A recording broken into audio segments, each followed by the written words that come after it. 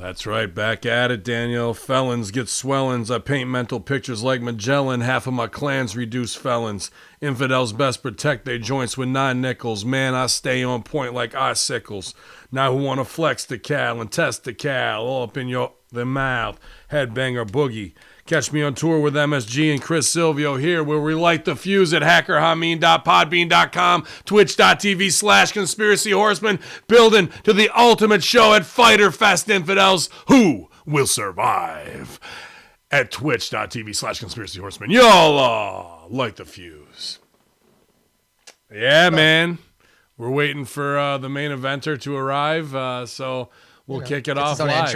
We'll kick it off live, right? So good to see MSG. Bright, sunny day over there. Unfortunately, I'm stuck underground 200 feet below in the Udio with who you know.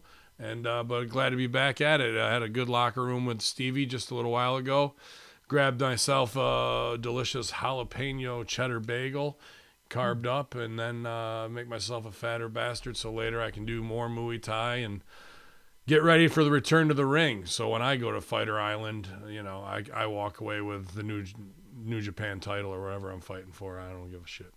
Chinese Kung Fu championship. Yeah, I'm the Kung Fu master. Well, I used to study Jeet Kune Do and Wing Chun Kung Fu. And, that was probably one of my introductions. But now I definitely am more of a Muay Thai do or die kind of guy. Well, hey, I mean, I don't think anybody wants to join you on the Fighter Island from the Hamin Media Group. I don't think there'd be a lot of people who want to take that plane trip. But, if you have fun, I mean, I'll go with you and hold the camera, but I'm not getting in the ring. So yeah, well, I'd say it's better than your other trips to Epstein Island. Fighter Island will probably be a little bit better. Speaking of Epstein Island, we can start right there since we're waiting for Silvio, and he doesn't really follow the conspiracy stuff too much. But one of Jeffrey Epstein's largest associates, the ringleader, if you will, the groomer, longtime associate Maxwell, whatever her name is, Ghislaine. Ghislaine Maxwell has been arrested. Not too many details have come out other than the fact that she was arrested this morning in New Hampshire around 8:30 a.m. Eastern. This unsealed indictment charges stem from Maxwell's role in the sexual exploitation and, of course, abuse of multiple minor girls by the now deceased Jeffrey Epstein. Bin Hamin, is that one for the good guys, or is this a smoke? Is this just smoke screen? Will she be dead by Saturday? Is what people are wondering. Is she what? I'm sorry, you broke up. Will she be dead by Saturday? Oh, got it. As supposedly she's in court today. Before July 4th, what's going to happen? I'm not sure. There was a story last week or earlier even in the week, maybe this week, that her yacht, an Epstein yacht, was spotted off the coast of New Zealand reporting there. And that's what I thought maybe tipped this. But then the arrest is in New Hampshire, which makes me go, did they put that story out there? Because supposedly Epstein's CIA and, she is too. And there are these untouchable possible Mossad agents and all this shit. But meanwhile, there's a deep state war going on and people are actually trying to prosecute Hillary Clinton. We talked about it last night on The Horseman in September. Obama from the email, Obamagate from the spying, amongst other things that are named in the email. And this will play right into a lot of that. And there's going to be a big distraction scenario at the end of August to distract from that trial on September 9th. And now this is a part of it. What's up with the Anthony Weiner laptop and how that ties in with this as well. The files that way. And Anthony Weiner's back out again. Like, I can't believe that they don't have these people under lock and key, bro. You know what I mean? The Clintons will kill again. There's no doubt about it. And they'll kill innocent civilians for years. They'll kill innocent civilians next as a jump up spot. So it's a distraction from the trial, right? So they hope they can slide through. Here's a big piece of the puzzle, and who knows what dead man switch she has in play, and will answer questions for. And Epstein's death still swept under the rug because of COVID and all that kind of shit. They won because of that, of like, oh, you think you're going to get us on some straight up murder that we did over the child sex trafficking ring? No, we're going to do martial law on you instead. So that, with the Tom Hanks accusations coming out, with the Isaac Cappy supposedly throwing himself off a bridge 3 days after he says he's not Right. suicidal, and then his dead man switch hitting where there's video of like little Thai kids preparing a bath, and it's very strange in some Hollywood mansion, possibly. I'm not sure whose. He talks about Seth Green. Why are people not on Seth Green? Saying what's up this way. Even what's his nuts who finally did his stooge, Corey Feldman. Right, he was on that list too. So let's do it. Let's bring this shit to a boil, especially after the week of sexual allegation releases in WWE. Let's do the high level ones. Let's keep wailing away on the parliamentary figures, the royal family, the captains of industry, the bankers. Let's go back to that banker from Belgium who talks about, who was invited to these Illuminati parties, much like Eyes Wide Shut. And then the next level is snuff parties where they're killing children. And then next week we're going to focus on that Isaac Cappy and Tom Hanks thing, plus the black eyes of adrenochrome. There was in Turkey a news reel where they put together a story of all this of adrenochrome addicts, and it's all high level Hollywood, and then they show the black eye. People think that's something to do where they're getting punched in the Illuminati. I guess it really has to do with an adrenochrome injection, and that's a fucking side effect of it. And why would all of these celebrities all on one eye have fucking that fucking gimmick there? Ellen, I mean, somebody posted a picture. They're like, here's Ellen before COVID, here's Ellen after COVID, and she's just deteriorating right now. I mean, you can make the argument, okay, makeup and photography, but still, like, it's a clear drop. Yeah.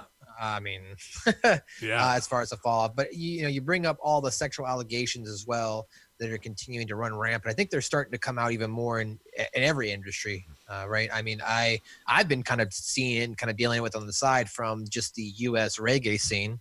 I played in it for a number of years. So I've got a lot of ties and I know a lot of good people. And one of my friends is very deeply connected within it. And he's been working on a story for the last couple of years. And one of the biggest guys from this scene, if you will, Nako, from Nako and the Medicine for the People, was just pretty much outed like by dozens of underage and of age women. And that's just the tip of the iceberg. So, but right now I can maybe count on two hands bands that are not guilty of this shit. So it's disgusting. And unfortunately, it's just going to continue to come to light. And, you continue to come to light. It's the same shit, man. I mean, whether it's Elvis Presley and Jerry Lee Lewis and groupies in music, man, that just shit in entertainment, movie stars, and wrestling in general. People want to get next to people that are larger than life figures that have worked or been placed to shine in society as a fictional character or an ideology that people want to be near, and they want to play their part as, even if they're 15 years old. I'm not trying to say that they're making smart moves, but there's plenty of oversexed Lolitas at that age that put themselves in wrong situations around predatory men, and they act like they're much older because of the over-sexualized society they've grown up in. And then now you have the complete equation for a worst case scenario. And then now add SJW on top of that, of the virtue signaling, shine a light on him, make him look like a scumbag for having a stupid decision. I'm not trying to put it over, but like, it's not how they paint it in that respect of what they want to do. And then it just becomes a popularity contest of who we can tear down. But at the end of the day, if it comes to tearing down Hollywood, Parliament, the royal family, the DuPonts, the whatever, St. Croix, the whoever, let's do it. Let's fucking tear them all down, because what are they doing for you? They're not doing a goddamn thing except for making money off of you being part of an algorithm. You're now the matrix that the battery showed you that you are. So let's strike back. There's only 1,000 of them that got to fall. Yeah, no, I agree. I think it's interesting when it starts to, I maybe connect closer to you. I'm sure you have experiences. I mean, you've worked with people in the industry who they've had allegations made against them. And I'm kind of going through that some as well. Like people that I know, that I worked with, that I liked, like how they presented themselves to me and how I saw them in, regular day-to-day activities didn't tip off to me that, they did anything. But then I also realize as men, guys do it all the time. Guys can be complicit in, passing off the girl. You're at a show. You know what I mean? Like if you're at a show and I messaged Ghost, not that I don't know if he saw it or his people who run his Twitter. I messaged Ghostface Killer. I was like, dude, I'm telling you this only because you're the soundtrack to my fucking life. But I've seen comedy get destroyed in the last 6 months. And this week in my wrestling business, because of the Speak Out movement, people are devastated. And I go, it's only a matter of time before they come at you for the "you goddamn right we fuck fans" line. And there's stories of like that comedy show on Comedy Central. They're this isn't happening or something like that. The wild stories that comedians tell, like Ari hosted it or whatever. But there's the one where dude tells about how he went with a friend to a show and she went on the bus and Clan pretty much give her the old Bukkake justice, 36 chamber style, and then sent her on her way. And like, that's one of a million stories. And if Wu is anything that is on top, people love to put it all the way up there, and then they want to tear it down so they can stand over and go, see, you were never bigger than I was. You know what I mean? Like, that's some weird thing in our human nature that we do, and they will come for Wu-Tang Clan. I fucking guarantee it. Well, I guess the point I was going to make was that as guys in society, I'm sure girls have done it too. I'm not going to say it's all just one sex, but like maybe you're at a party, you're at an event, and maybe you're with somebody, and some guy or girl starts hitting on you, and instead of like being like, "No, thank you," you pass her along. You're like, "Hey, you should talk to my friend." She's but good maybe to go, bro. Yeah, you're out there to wingman for a reason, dude. We're out there as humans trying to procreate, especially in the prime of our lives, teenage years and fucking shit. But we got to abide by some bullshit 1950s Leave It to Beaver shit that they make up on the fly to get their own little power play across. Fuck that. I don't sell for that. You don't dictate my life like that. Never. I mean, not that I'm saying I'm doing that actively or whatnot. I'm no, just but they are. That's exactly online, what they're doing. That's exactly what they are doing. And if you they just want to say step up, so you step to them, and then they can turn the conversation, flex to get you canceled, because that's all they're psycho for that. They don't give a fuck about what they're really talking about, dude. They don't. It's what sets their hair on fire every month to month to month. The conversation changes. So they're idiots. They have no longevity. That's why their arguments are arbitrary. We just gotta stop. We just gotta stomp them out. That's all. I just hope that they don't start like going, guilt tripping more and more people. Like, you need to think about a tie where you did this and you did that. You need to come forth, and if you don't come forth, then you're going to be subject to these of. But Razor Fist will still say that fucking Michael Jackson's innocent and shit now, right? Like even to where we are in society now.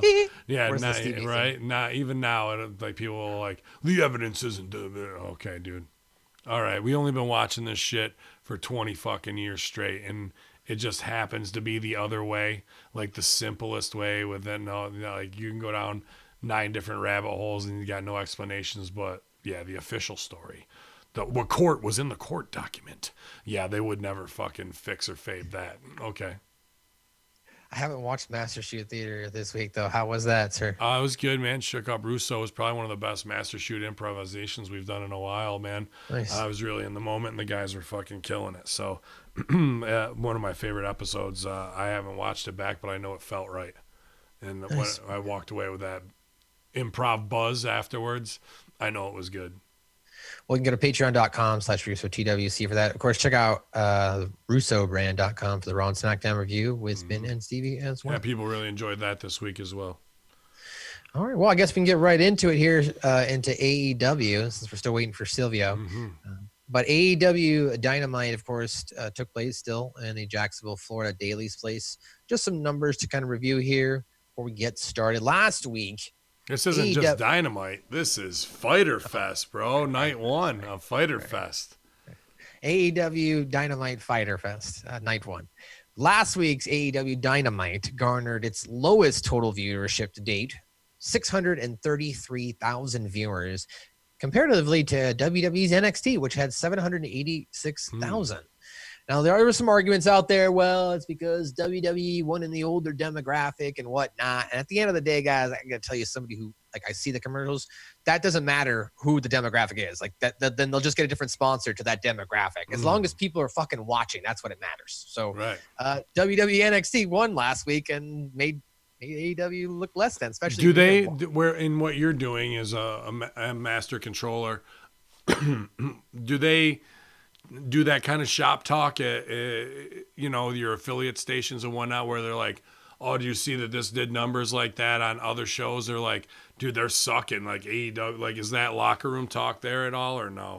I mean, those discussions are happening. I'm not necessarily involved with them, obviously, because I'm not on that sales side anymore. Right. But I mean, I walk by and I do hear them talking to salespeople, and I can hear them pitching their numbers. We're getting this type of viewership between this block and this block. And after working there for so long, like, when things are just sold on either barter or just long term, then what's new and what's not. Like, I run a Robin Williams paid program every Saturday night. So, like, you know what I mean? That's probably cheap. They probably did it for a year, threw it up there, something from Time Life. But then you've got different commercials that air, of course, during your local news and your prime time. They're going to be more costly based on viewership. So, yeah, those type of conversations happen on a local level. That's how they sell. Local dealership selling cars and shit like that, right. Sure. Or dentists, insurance, lawyers, fast food, local mom and pop diner shops. But you got to have those numbers to provide to them to, prove that there is viewership. So, I mean, if WWE is, lighting it up in viewers, and USA doesn't necessarily need to sell Wendy's at that hour. They can sell a vitamin instead. Yeah, we need to get a hold of Nathan's Hot Dogs, even though they might shut us down for Rick Vickery on the 4th of July, a hot dog eating competition live. I'm sure Hamin Media Group will be streaming it, and he'll be going at it himself, and hopefully he doesn't need to call 1-800-DWI-TEAM after his 4th of July celebration. So on that RBV diet, I've been on it, unfortunately, the last 2 days. I got to get back on that SRI fitness and work off some of these calories, because who knows, I guess shows may be starting back up. We'll see, man. Well, that will be exciting. Now, there was in the AEW world, if you will, on their latest Being the Elite episode, something I wanted to know before we got started here is Brody Lee is walking backstage, and Hangman Page, he's got a beer. He walks up to him and he goes, "Hey, what's up, Brody? Just wanted to come up and introduce myself and talk to you." He goes, "Hey, man, I just want to let you know, like, I submitted my information like about 6 months ago. It's like I went on the Dark Order website and filled out like my name, social security number, all that jazz and whatnot. I just never got a response from you. He's like, "Oh, really?" He's like, "Well, you're always welcome to join the Dark Order." He's like, No. He's like, "No, I'm in a better place now. I'm feeling great. I just thought that was kind of funny. You guys, you're looking to give people, and you could have got me. Anyway, have a good one, man." And then Brody freaks out, right? So he goes into the locker room and, he tears apart paperwork, throws it at the guys, and he gets on the phone. He's talking to Uno, and he says, "All right, pick up the biggest stack of papers. Now throw it at yourself, you fucking idiot." So it was a good. Was it all McMahon stuff? Was he really McMahonning it up? I mean, I like the premise. I'm just wondering if that layer was in there. I don't know if that layer was necessarily in there. It was more of just like a boss, like saying, "Hey, we could have gotten Cowboy shit. We could have had Hangman." I like this. That seems like something I would write. Like, that's very DC, because Being the Elite picks up the details. But here's the problem. Cut a match. Cut 5 minutes on the tag match in this show and give me that. Right. Give me that. That's good stuff, not just viral content, man. When OVW was going on and DCW at the same time, we were writing both. Even before we took dudes who were smaller characters on OVW who were get-over guys for contract talent. We'd make those guys the stars of DCW, and their stories would span out from what happened on there. And that's exactly what this is. But they don't have a secondary they have at Dark or whatever. But I think that's a better and funny story that gets over Hangman's comedy and drinking, Brody fucking that's a hard thing to do. Mix dark stuff like, mythic type shit, Undertaker shit, with a reality of cool guy cowboy stuff. Those are hard worlds to combine. And to me, it sounds like they did it brilliantly right there. It was because the best thing on it's just on a the catalyst to let Brody fucking go off and do that. Now, if they miss the McMahon thing, I might have wanted to do it 2 or 3 times as a director because they're going away from McMahon, fine, and Brody just does it that way. It might be phenomenal. Let's put a little Vince on it and fucking get the ribbon, and we'll see if we liked it that way too. But I really like that setup and scenario, man, absolutely. And then the other part is they're in Canada, they can't come. You're putting that over, and then you fucking play the game out of throw fucking papers at yourself. Like, that's very good scene work and how you write comedy and do it in a show don't tell kind of fucking way. You know what I mean? Yeah. Good on whoever came up with that, and I'm gonna watch it for sure.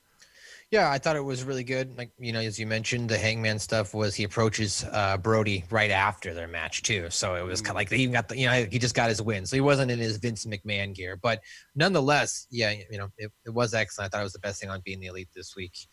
As far as overall viewership though, they have, been kind of roller coastering up and down. 633 last week, 772 the week before, 667 before then, 730, 827. Remember when they were 1.4 million? Not even a year ago. Yeah, that first month. 9 months ago, they were 1.4 million, so they've lost half their audience. You ready for this? Yeah. Their YouTube views are down huge. Last week, 508,000 total views.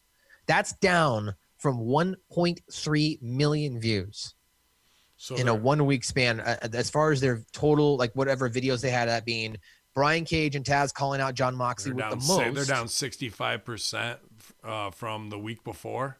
Yep. Wow. Yeah, huge drop off with the YouTube viewership. Wonder why. I'm not sure. It could have been the Sammy Guevara stuff, maybe. No. I don't know, or maybe maybe it is about to drop. I don't know. No one would know that. No? That wouldn't affect that.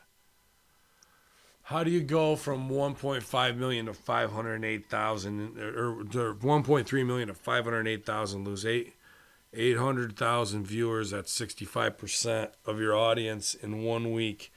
They got taken out of an algorithm.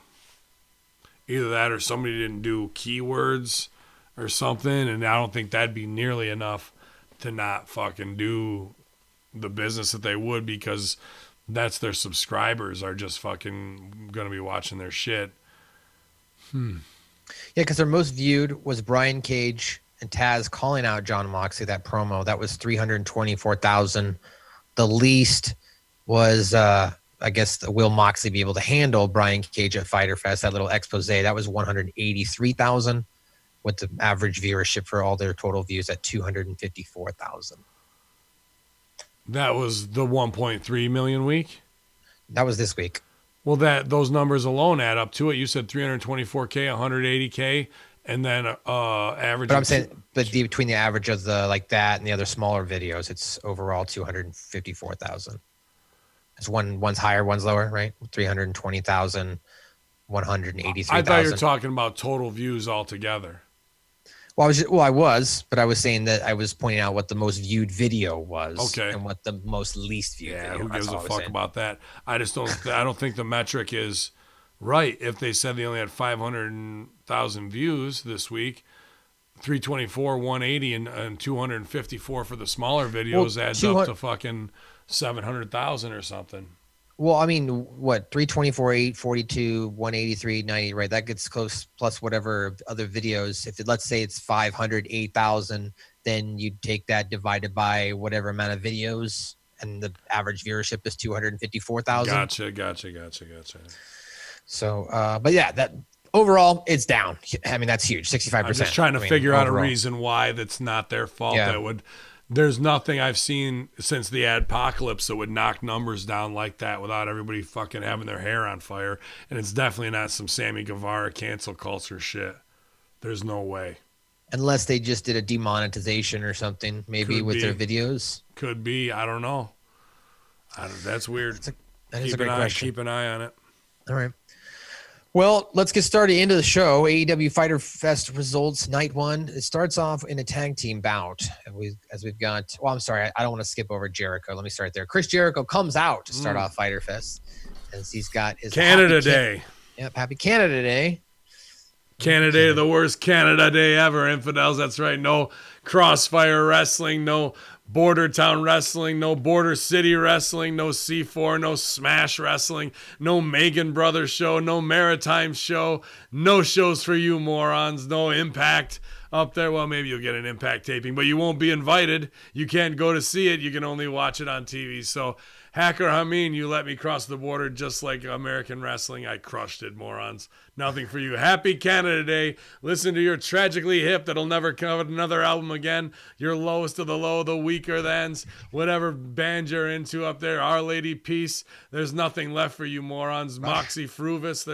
It's all destroyed. Bare Naked Ladies got rid of the lead singer there. How'd that work out for them? Nothing. I leave nothing for you, infidels. The Constantines destroyed. Nothing. Chicken of China, the Chinese chicken. Oh, the worst. Probably the worst Bare Naked Ladies song ever compared to the rest of the songs they ever put Watching out. X-Files, my lights on. I used to know the words back in the day when I was a kid. Anyway, but yes, Chris Jericho comes out. He's going to be joined on commentary for Happy Canada Day. And then we got MJF. He comes out with Wardlow. He cuts a good promo. However, I sent you this in the message room, like the robe he was wearing was just weird. It looked like maybe he did it. I started to hate it, and then I started to love it. Oh, because it looks like your grandma's robe. It does. Yeah. It looks like your grandma's robe. And house coat. But he might have done that on purpose just to fuck with people. I don't know if I'm a fan of him in pink, but I do pop for it because Rip Rogers was a pink dude, so that's what I always, and I was a Brett guy too. So, and Damian Sandow, but like the robe was like Terry. I don't know, dude. He spent some money on it. There was some extra shit. It just didn't work. But the fact that it didn't work made him that much more of an asshole heel that he was wearing it. So made it work. You know what I mean? I don't know. It wasn't the best choice, but it didn't like completely take me out of it. No, I mean, it didn't take me out of it. When he did the cross, when he has his leg up on the rope and you just see the giant like felt of green, is when I went, oh, that's tacky. Like that's just a little too tacky for me. Right, it is bad, and that's a choice. He doesn't do things without making a choice, man. You know, some people just get shit to wear it out there. I've seen like guys get new gear and then they're like, oh, this sucks. And then they go and wear it. I bought a piece once and on paper it looked good. On fit, it just looked like shit. And I never wore it. So, and I asked Josh and Steve, they're like, nah, dude. And I was like, I agree. If I even have to ask, it didn't look right. So, but I think he made the choice to look like a fucking asshole. Well, there was a great line in his promo when he talks about Jungle Boy. He's like, I thought you'd be at home, like living off your daddy's money. And then like, that was a great line from him in that promo. Dude, this is a ratings war and like he bangs in there too. Like he's excellent. He doesn't miss on the mic as far as I'm concerned. Well, they had the match now. So this was advertised, MJF and Wardlow taking on the Jurassic Express. And those representatives were Jungle Boy and Luchasaurus. Big time match, I guess you might say, to start off the show. They gave how about when he fucking said he beat the big green guy and he's not talking about whatever. Like it was like a shot at Luchasaurus being super green. That was pretty fucking good too. Oh, okay. I didn't catch that one. Yeah.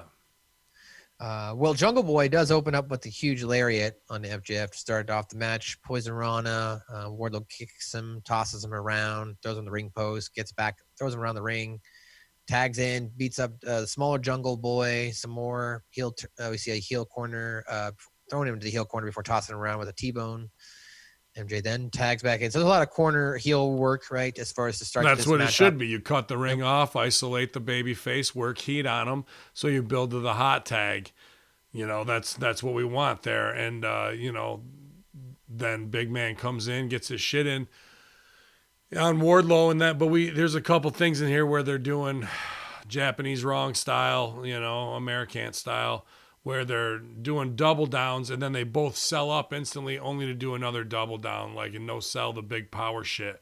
Both these guys are massive, impressive athlete. One working a gimmick, and the other guy a body guy enforcer. And they both can work. They both can do crazy shit, but they just don't sell.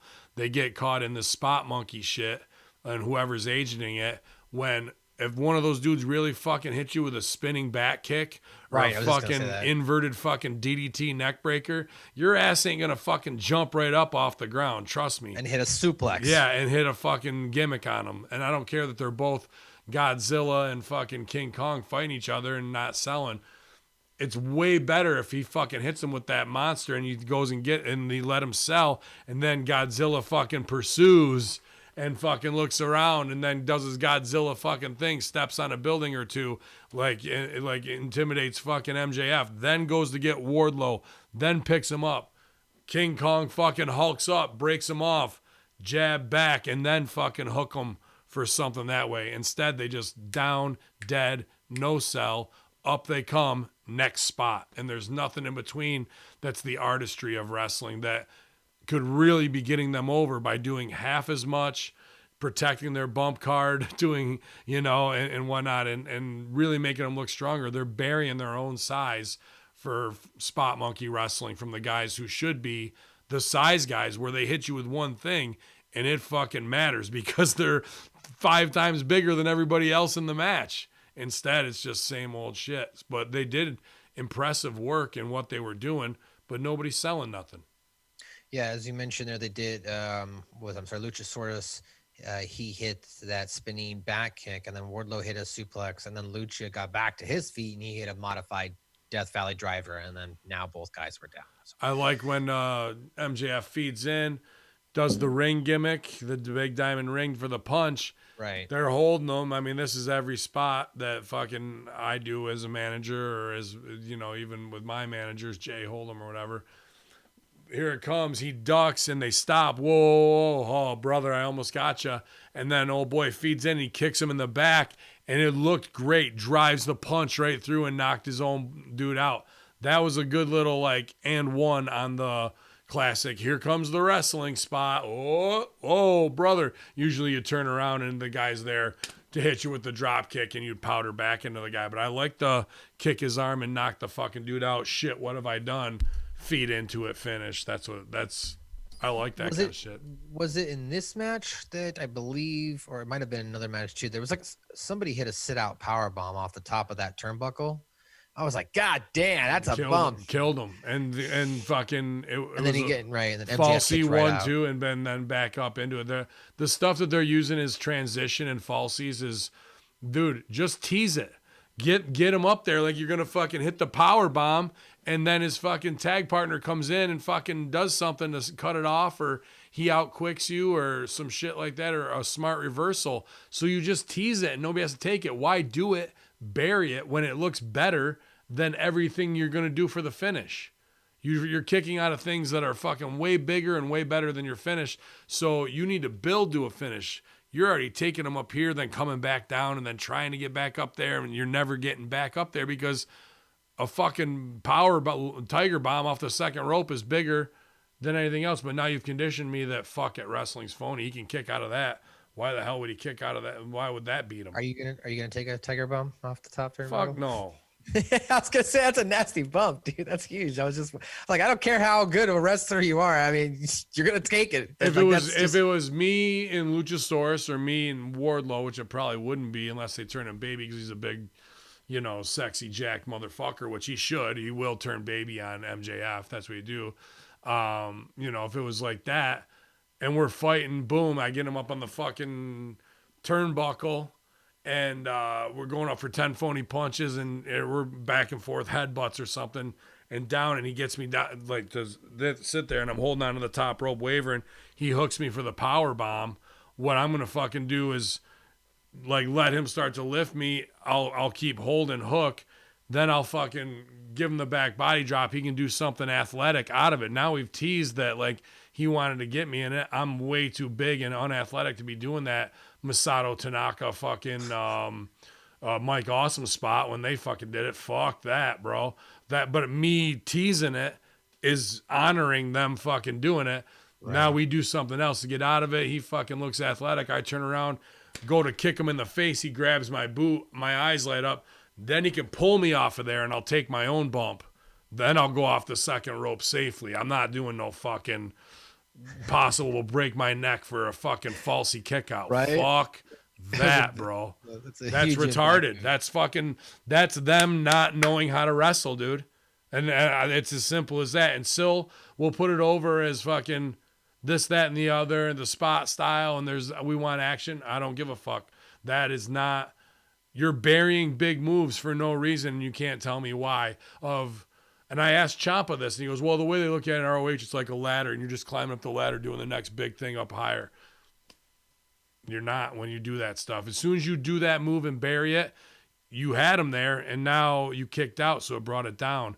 And now we got to climb again, and chances are we're not going to get to that point. Well, at the conclusion of this match, we see Wardlow tagging in, and he hits a swanton bomb on Lucha, but only gets a 2 count. I guess if a giant guy hit a swanton bomb, can't make kick out. MJF tries to hit Lucha with his ring, as you mentioned. Lucha ducks. Lucha shoves him into Wardlow. Jungle Boy pulls MJ to the floor, and then Lucha hits the tail whip, which is just a kick onto Wardlow, followed by springboard swinging DDT from Jungle Boy. Luchasaurus then hits a choke slam, then hits a standing moonsault for the victory. They made Wardlow look good with that, with the attack on the outside, where he was split between them a little bit there, and then Marco comes in and he fucks off Jungle Boy, and then he launches him. That was a good little spot right there to put his strength over on those guys. That's what those guys should be doing, is the lawn dart spots, the Spike Dudley spots. Right. Well, you're the winner of your match, as I mentioned, Jurassic Express. So that's I guess they're moving. I don't know what this necessarily did for anyone other than them getting a victory. I think MJF probably should have had the victory in this, because I think that technically, I know that Wardlow got the loss, so it doesn't count as an official loss for MJF, but that's should have been heels up, bro. Right. You're burying this big monster. They're marks for Fyter Fest. Like, how over is Fyter Fest? Do you remember the Fyter Fest fucking controversy? The Instagram shit. When that went down, when? 2 years ago now, maybe, and then we're still selling for it. So they go, well, it's pay-per-view, we got to have babies up. No, it's all babies up on this show. So just like the last show. Yeah. So nobody has heat, and MJF is a guy who needs heat, and those guys are gimmicks. You got a midget gimmick, you got a son of a Hollywood star gimmick, trying to play Tarzan, and you got a giant dude dressed as a fucking dinosaur. They don't need the win. They're gimmicks. This guy is a heel. The other guy is an Adonis of a fucking enforcer. Heels need heat. They're way more high stakes than the serial guys are, and they put the wrong dudes over, bro. Don't disagree, sir. Well, we had a commercial break. Come back. It immediately shows a brawl happening in the crowd as Lance Archer and Joey Janela. Initially it does show Lance Archer kind of lawn dart himself, but then Sonny Kiss kind of jumps in and kind of breaks this up. And you just see kind of Jake the Snake in the background, John Jack and laughing. As JR mentions, of course, that Lance Archer is his meal ticket, and they will be fighting next week, Joey Janela and Lance Archer. Excuse me. Good build up, good little brawl, I guess. I like it. Yeah, I like that little Spitfire spirit. You really saw it in Janela there. He should get killed in the first minutes. Like, it shouldn't go more than 90 seconds. This guy needs heat big time. And what I would have liked to seen Janela bowing up, and I would have liked to seen Sonny Kiss come out of nowhere from behind and them get up on him quick and make their escape. And then Sonny Kiss does some twerking thing over his shoulder at Jake, and Jake has to look sexually confused, and then they laugh and run off. I think that's fucking funny. That's great. Appropriate, and the game they should play. They've been building them up, and that would make Murder Hawk super pissed off that he got made a fool of by the midget scumbag dude and the trans dude. And Jake's you better kill him. You can't make him look we look like fools out there. You're going to let that happen. Motivate him. 90 seconds. Payday.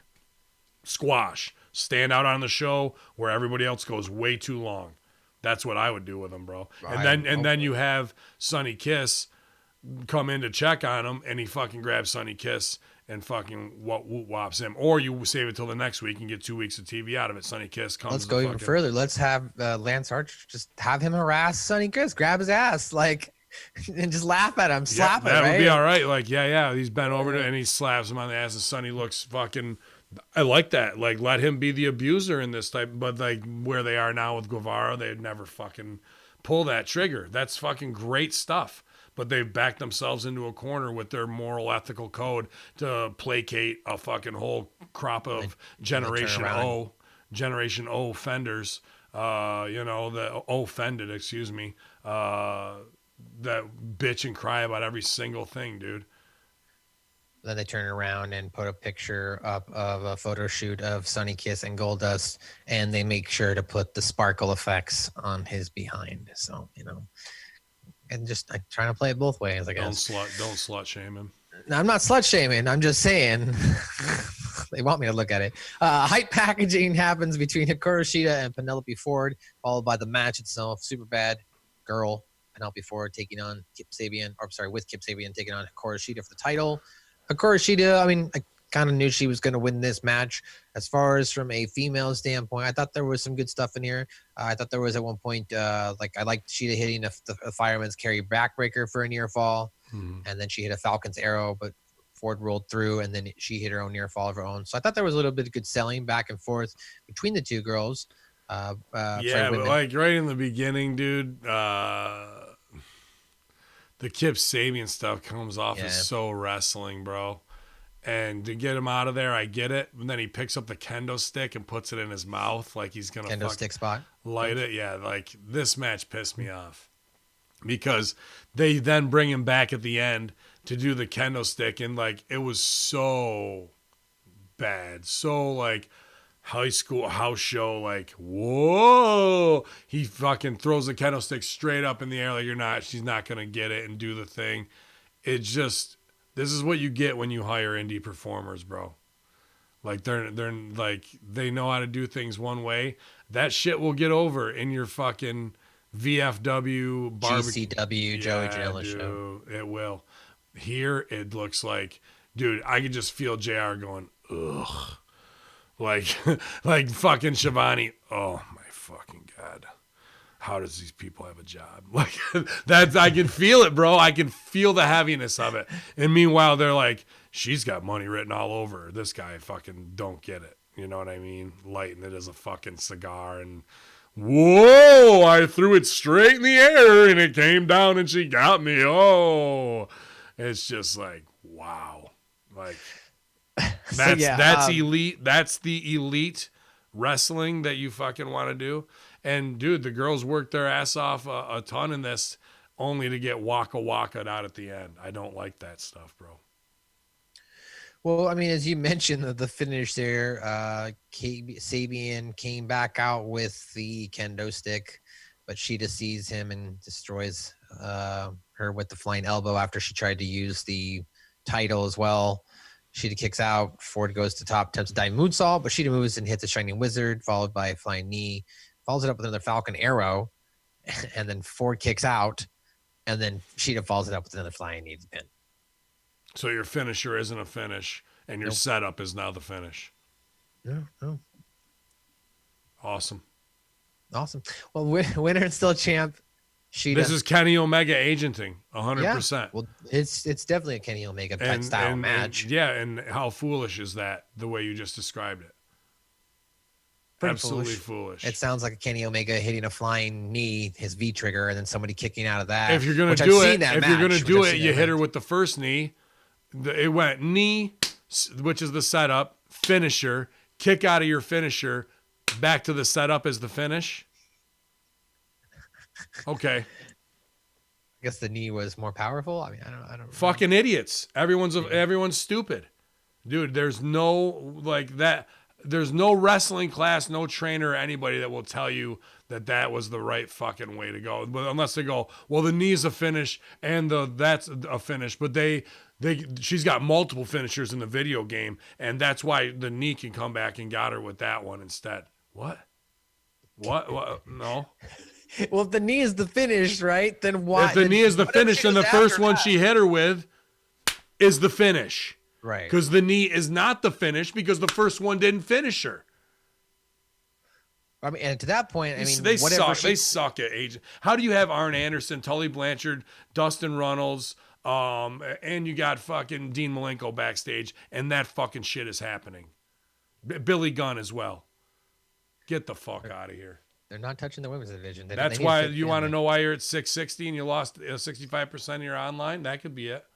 That could be it. That could be it because you don't know what you're doing when it comes to aging shit. Well, speaking of a very confusing match here, we've got the AEW TNT Championship. They have now dubbed Jake Hager as Rock Hard. Jake Hager, that's his new motto. I kind of like that, and he looks rock hard, man. Where everybody else has got the COVID-15, Jake Hager looks fucking like he's carved out of stone, bro. Mount Rushmore style. So, his hot wife Catalina. Yeah, and we're just getting her on camera, and I don't like the uncrowned Miss USA. Was she a Miss USA pageant contender? She might have been. And I like if she lost that they call her that, but we need that backstory more than just calling her that, like the uncrowned Miss USA. Like, whoa, what? Like he's the champion of Bellator. He's just never won the belt. Oh, okay. I guess me too then. Right. I am also the uncrowned Miss America. If you guys didn't know that about me, you know, what other monikers? I'm also I'm the uncrowned king of Madagascar. I don't know. That is right. You just haven't taken it yet. Yeah, so bow down to my will. Well, he also was taking on the guy who has the most wins in AEW. Wow, Cody Rhodes, who's 13-1, Ben. With Arn Anderson. He's 13-1 this year by their records. Good. So Catalina, Hager's wife, Justin Roberts, does a kind of the boxing style intros for the match. Cody's wearing a shirt with his name on it, kind of mocking the Great American Bash that was on last night as well. I don't know if you caught that. I didn't watch it because I only have enough hours in my life. Oh, no, I mean, I don't know if you caught the shirt. I didn't watch the show. Oh, yeah. I saw the shirt. Okay, I didn't watch NXT. Silvio did. He's still not here. Hopefully he's okay. Silvio told us beforehand he was going to pick up some groceries there and waiting to get it. People drive so goddamn slow where he is. So. That's true. Well, Cody and Hager squared up, Matt wrestling for the first few minutes. Wow, neither guy really taking control. Fudge 420 subscribing to Tier 1 for 5 months. Nice. Subscriber. Appreciate it, Fudge. Thanks, Fudge. Yeah. Go ahead, man. Yeah, no, finally kind of things break down after they do their traditional wrestling style back and forth. Cody does manage to catch Hager with a sunset flip out of the corner, but then he countered it into a Patriot lock. And then, speak of the devil, ladies and gentlemen, by way, I'm going to steal a little bit of gimmick from Bello, by way of the Sarasota airport, all the way from Pensacola, Florida, ladies and gentlemen, give it up for the South Beach Diet man himself, even though he doesn't have to run the South Beach because he is a South Beach man, Chris Silvio. What's up, boss? We got action in the back like Big Daddy Cool throwing Ray into the center of a production truck. I once was a boy, but now I'm a man. And that man Silvio's right here today with my boys to talk about Dynamite. Running's hot. How are you, boys? Dynamite. Yeah, I'm feeling good, man. Excellent, brother. Hey, sorry, put the heat on Publix today. I had a prescription that makes me operate, so I can talk. And they're supposed to be ready at 9 a.m. It's now 11:56. But I heard Brett was doing a meet and greet down there giving out sunglasses, so I would have been in line too. But... Who? Hitman. Oh, that guy. Yeah. He hooked me up. He hooked it up, man. I understand. You got to get your merch on. Those things are tough. I don't know. He said he just showed his picture of him when he was a boy. I thought maybe he got those glasses when he was a boy. You want to see that again? Look at this. Huh? This is why you must tune in on Twitch to our live stream. Look at that. Or catch us on YouTube. I hope you can get. I would actually like you to take and get that backdrop recreated for all of your podcasts now with the curtains framing out the woods behind you. That's actually a really great idea. There's got to be some old like glamour shot studio places that have closed down with just tons of backdrops so we could find someplace. You know, I actually remember that shoot. I was 3 years old, and all I remember about it is the guy had a stuffed lion, and he was trying to make me smile. To this day, I don't like smiling for pictures. If I do it mockingly. And brother was trying to make me smile with some cheap ass lion. But bro, so you better come with the you gotta do what you gotta do. Well, oddly enough, I just said. Right. I was gonna say, oddly enough, I literally just said we don't know where Silvio is. He had to go to the store and he hadn't gotten here, and then you hopped on, so that was crazy. But yeah, we were just about to get into the Cody and Jack Swagger match. We literally just came off of the women's match. Did you want to give your thoughts on Shida versus Penelope Ford? Yeah, I won't take you guys back too much in time, but best Penelope Ford match I've ever seen. Probably best Ford match to date, and my brother Le Champion did echo those sentiments. There were several points of that match and tonight where I would make a comment aloud, and then Jericho would repeat the comment, so at least it tells me I'm not a complete dipshit, and one or two of my ideas are correct. But no, it was pretty good, man. Hard hitting. They did a lot of cool shit. The only stuff I didn't like was the burial of Shida's Falcon Arrow. I didn't like the one with the roll through. Because like she fought for it for like 7 minutes, right? Then when she gets it, we see a roll through, then another kick out. But that's the Japanese strong style. That's what she's used to. That's how it works. They hit a big finish, kick out, big finish, kick out. So maybe not as. I just buried the finish huge because literally. She hits her with the knee, set up, hits her with the Falcon, boom, kick out, stands back up, hits her with the knee, dead. Like, so we show that the setup.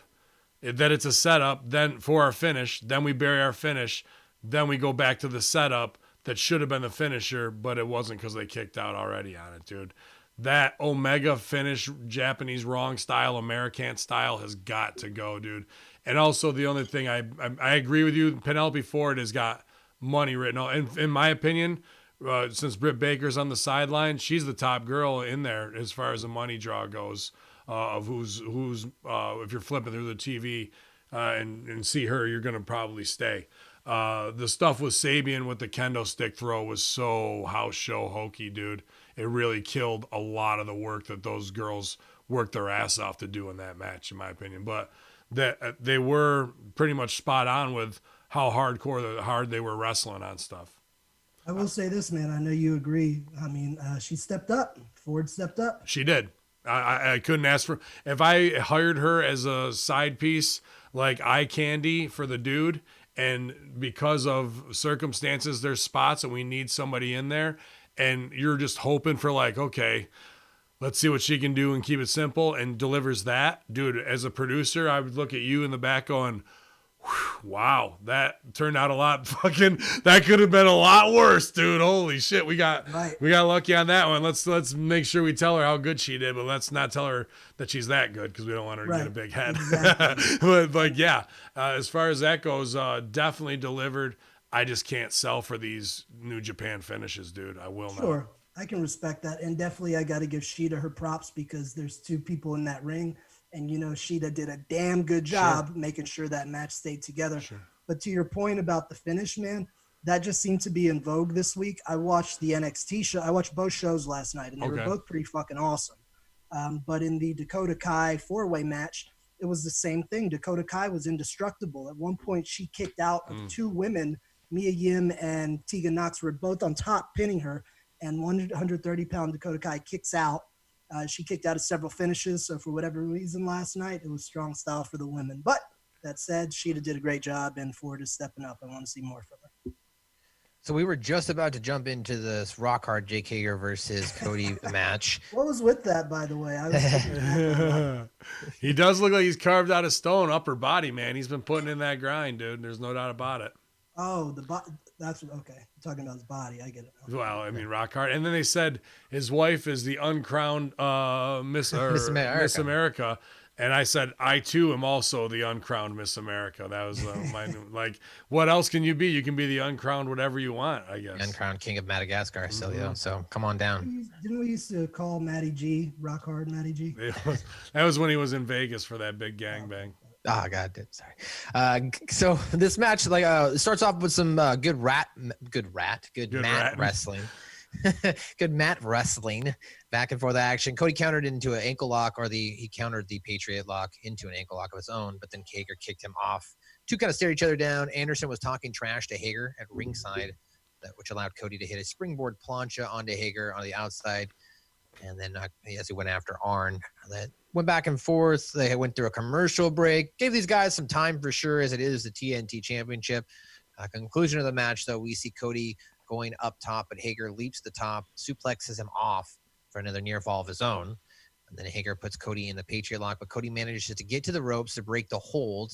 And then here's where we started to see the schmozz. Catalina slaps Cody as the referee pulls Hager off. Hager then locks the Patriot lock in once more.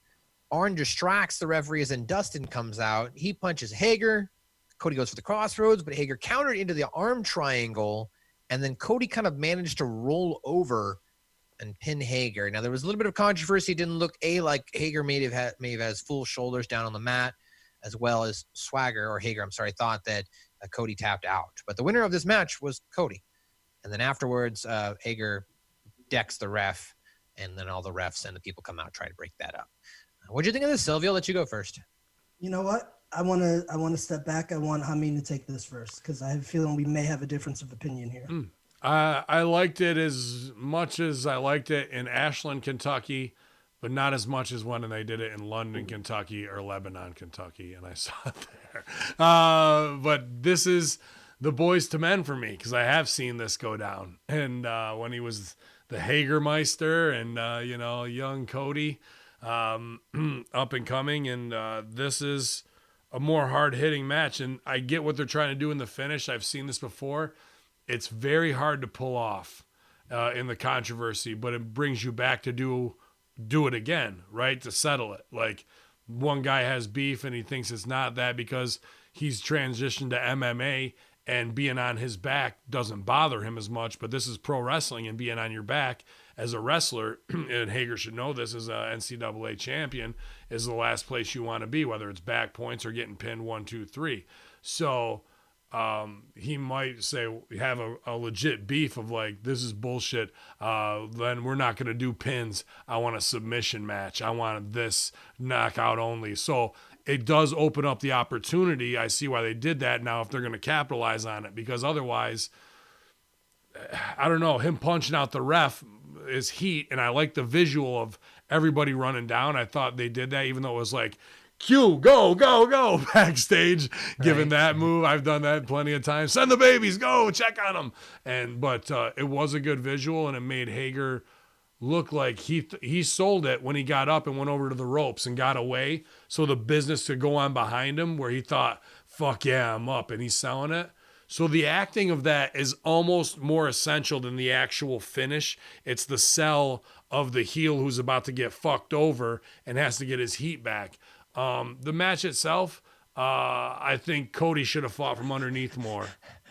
What's that? Sorry. I'm just laughing in the chat room because they're talking about myself and Silvio, and they said MSG and Silvio get hired to AEW. Cut to 2 weeks later for their tag champs, and Silvio has a world title shot that very night.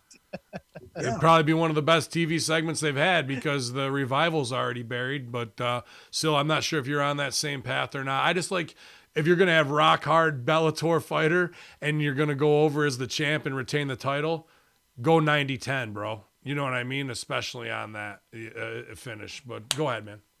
Okay, I'll get into Revival later. We weren't too far off on this one. I mean, I thought we'd be a little bit further apart. I love this. Yeah. This match was awesome. This was probably my favorite match that happened last night on both shows. I love the way that they did the early part of the match where it was very physical, very wrestling based. The holds looked legitimate. There was a good match on NXT last night with Oney Lorcan and Tim Thatcher, where they were trying to do some hold for hold stuff, some shoot looking things, but it lacked a little bit of the entertainment. It lacked the flair and the sizzle. Whereas Cody and Hager did that shit, but they looked like stars while doing it. Not that the other bros did bad, because I enjoyed their work, but this is a plate you can serve to the mainstream. What we saw NXT, that's something only hardcores are going to buy. I love the match. I love the presence of both of them. For that finish itself, I didn't see it coming, so I thought it was pretty smart. When he had that lock in for a minute, I was biting. I was saying, okay, are they going to switch the title? and then he rolled over into that pin. And it was that question. I loved it. It took me back to like, remember the Royal Rumble where Luger and Brett both went out? Yes. And it was that question. Al Snow used to love doing this with the German suplex spot. We've seen it. And the but one arm up. Yeah. Right. And you know how I feel about Hager. Protect him. He's awesome. I love Hager now. So this was a good way for him to lose, but without not necessarily losing. And maybe I'm hoping every week we get the Clubber Lang angle with him and Cody where Arn's telling him, look, you got out of there. Don't mess with this guy. He ain't for you. Then we see Hager really punish Cody, take that belt away from him, and Cody builds back up, Rocky fucking style. I agree. Comes at Hager, all guns blazing. Now we got a pay-per-view. I love when he put his hands on Arn even in the match, like being there. Like that made it the more serious and real. I agree this was the best match on the show, without a doubt. I just think Cody's even better he's so athletic that if it's saved to go from underneath on a guy like Hager, it would have made that mean even more. I was waiting for Aaron Idol Stevens to run in, beat the shit out of Cody with him, and then Chet the Jet comes in for the save, and we make it a tag match, and we go home with that. A couple notes during that I have, just things that I enjoyed about it. There was a few things they did tech-wise, like one was like a single leg and just some other real cool technical spots. And these were, I'd say 3 or 4 of these things I just went over with my wrestling class at the Tampa Bay Wrestling Club. Cool. So it was just really cool seeing the shit that I'm showing these kids now on a national basis. So that was really cool. There was one spot that was particularly impressive as a pro where Hager goes up top and he's trying to do kind of like the belly-to-belly spot that Angle used to do. And timing's a little weird, so we see Hager turn it into almost a lat throw, but you could see brother literally muscle Cody's 225-pound ass and throw him across the ring. That was impressive as hell. Cody also busted out that quick figure 4, which I love as a babyface. If you want to get the crowd to come on their feet, be on the cell, and out of nowhere, cut off that leg, snatch a quick figure 4, and they're coming with you. I always love a big old school Beal especially on a guy like you who can fucking really go. It just looks so You make the heel look like such a fucking monster, dude. me and Kong try and do a double one on guys when we work in the corner, tag out, even just to fucking get him close to his corner so he can go back and drag him back again because it's so devastating. You know what else I liked, Hamin, and I think you'll probably agree with this. We didn't have a lot of bullshit. There wasn't a lot of shortcuts. They weren't on the floor fucking around. Nope. We didn't get any egregious spots. It was a wrestling match and a damn good one where they fought each other. Yeah, absolutely. It was competition for a title. Well, a title that'll show up eventually. Well, how did you feel about him getting his heat back on the ref? I wasn't sure there. I'm okay with it. Maybe not the way I would have done it, but I'm okay with it. Well, is he going to knock out the Bellator ref if he loses?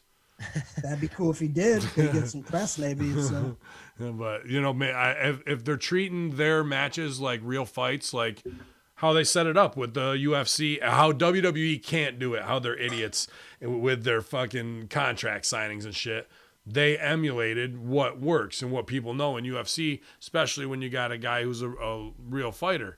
Now, coming out of this, are they going to do, like, that's phony wrestling stuff. So to get it real fighter style, you got to find Jake Hager $5,000 and do a non-sanctioned fight. And who's going to referee it? Somebody who's a fucking shooter, right? You can't have, if you're knocking out a referee, another referee isn't going to go, I'll step in there. You got to have an enforcer referee, a guest referee. So, like I said, Angle, he's free. Oh no, he's re-signed. Is he? Yep. Yeah. But that's what I'm saying. There's either the submission match way to go with this, and you can mix in a guest enforcer referee. Is that where you would take it? I think I would, because why else are you knocking out referees if you're trying to make everything legit? Nobody goes, fuck, I lost in UFC, and then knocks out fucking the dude, right? So if we're gonna make it wrestling phony, you got to find them and then find a ref who's not afraid to be in there with Jake Hager, because none of the other refs are gonna like, you'll respect me, like I knocked him out, why the fuck wouldn't I knock you out? Matt, did you guys discuss the stats that they showed at the beginning? I found that very interesting. I didn't quite understand them all the way. But it was Are you talking about like the tail of the tape or their He record? said 13-1, and you said he was 13-1, right? No, but it said stuff like it had like a count of how much time they've been in a hold. Grapples per hour was one of them. Yeah, that's right. I don't know how you determine that. It was interesting. Oh, that's somebody's job. That's somebody's job. Grapples. It was Grapples. interesting. How many grapples per hour are you going these days, bro? Cody had like 31 and Hager had like 107 or something like that. That pops the fuck out of me, bro. That was like glaring. Like that time we had the water bottle spot that we No, I had a weird stream where they were cutting to the Fyter Fest logo, and it would just be on Vamp music. I didn't have the stream I had. Didn't you give me the kayfabe like where you're getting to watch shit? Yeah, when you cross streams, sometimes that happens. That's how about the how do you feel about the Fyter Fest? Just like still, do you think that's kind of beat, or they're trying to go off the Fyter Fest thing, or where that was 15 minutes of fucking fame conversation thing? I don't know. I'm all right with it. I'm down with chicks in bikinis. Don't get me wrong, but it's things with like the Revival coming out with a pink beach chair. I'm like, oh, god damn it. Things like that get me hot, bro. Like a pickup truck and just busted the tailgate out. Right, and been on the back and kicking it, right? And just the back of the truck could have been filled with ice and beer. Like something cool. Not we're here for beach day. But make sure you put some SPF on, everybody. Like that's what it felt like. Now I'm like, fuck the Revival, bro. Like I'm not excited at all to see. That's not what FTR means. I thought that's what it meant.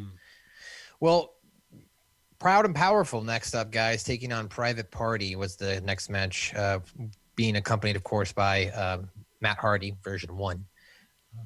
Orange Cassidy joined the announce booth. I guess it was there for the ending, but I just didn't understand why he was out there for the match. But Santana and Isaiah Cassidy start the match off. Well, it's because of the heat with him and Jericho. It was just I get it. I just I didn't understand why it was here during this match. Like maybe they should have kept Jericho on commentary through Best Friends and then have Orange Cassidy. It was just weird having Cassidy out there. Yep, you're right. But then he shrugs it off as far as Jericho. He cuts a promo on Cassidy at first, yelling at him. He's coming over here with a chair, and he's trying to has him sit down. Has him chill out. JR is like, take a breather. It'll be all right. And, get back to our business. There's a funny spot when they do explode. I just want to talk about this now. At one point after this match, Orange Cassidy and Jericho stand up and they're yelling at each other. And Orange Cassidy just kind of lightly kicks the chair. And then Jericho and him kind of they start to get into it, and that's broken up. But there was a line JR said after that. He's like, God damn it, Jericho spilled the water all over me. And he's like, I'm all wet over here. And I just wanted to talk about that. I thought that was really funny. Well, let's talk about the match. Proud and Powerful, Private Party, and Matt Hardy. So Private Party sends PMP to the floor after they counter each other back and forth to get this match started. Cassidy pulls out a Hardy Boys trick as he dives off the back of Quinn with the plancha onto Pride and Powerful. They get back in the ring. They kind of go back and forth a series of moonsaults for a couple of near falls. Santana gets pissed and starts lighting Cassidy up with some chops, hits a power bomb. Ortiz then kind of jumps in, hits a springboard diving DVT, and then Ortiz also hits a German suplex. And then Santana tags in officially, and then Ortiz puts Cassidy in the ground octopus. They go to a commercial. They come back. These guys continue on back and forth. But the conclusion of the match, we see Pride and Power going for the street sweeper. Quinn blocks it. Cassidy runs, hits a sling blade on Ortiz. I don't like that move. And then Private Party hits the gin and juice on Santana for the pin. Man, the sling blade is just so overused. But the winner of this match was Private Party. Do you have any thoughts on it, Silvio? What do you think? Yeah, I didn't see the win coming, so in that case, I guess it was a success there. Proud and Powerful, I think, are so strong as a team that this did a lot for Private Party, but it didn't hurt the heels. This is one of those situations where I feel the heels could lose, do business for the baby faces, and not be hurt by it. So I appreciated that.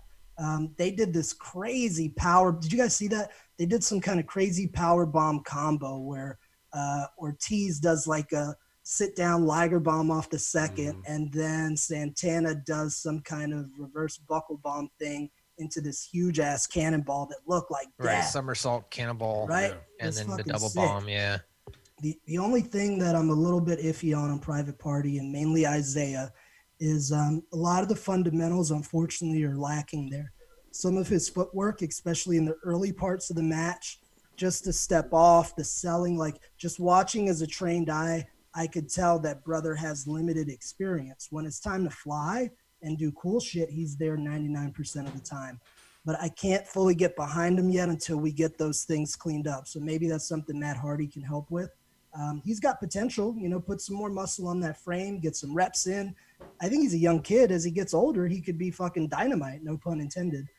But just some of the technical fundamental aspects of them, I'm not completely sold on.